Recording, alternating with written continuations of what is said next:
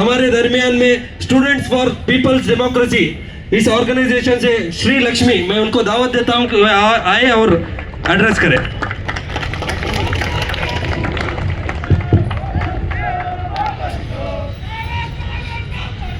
Thank you for having me. Firstly, Inqilab Zindabad Sathiyo. Everyone before me have spoken in detail about the Waqf Amendment Bill, and I would like to add that we have to vehemently oppose this bill, and we have to speak against the BJP government for passing this bill so hastily in the parliament. I'd like to point out that 70% of the 20 crore Muslim population in India today lives below poverty line, and they are heavily dependent on the Waqf charitable properties like schools and hospitals. By this move, the BJP government has decided to marginalize and oppress an even already oppressed community in India right now.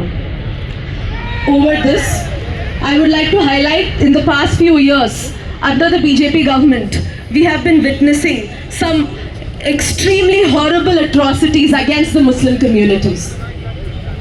When we see an India-Pakistan match or any Indian match, we see violence against the Muslim community in different parts of India. Festivals like Ram Navami are being used as an opportunity to further subjugate and harass Muslims in different parts of India. We see a rising trend of Islamophobia in different colleges and schools through moves by the government like the hijab ban. We see our fellow Muslim students facing Islamophobia by the college management, by the professors and their fellow classmates.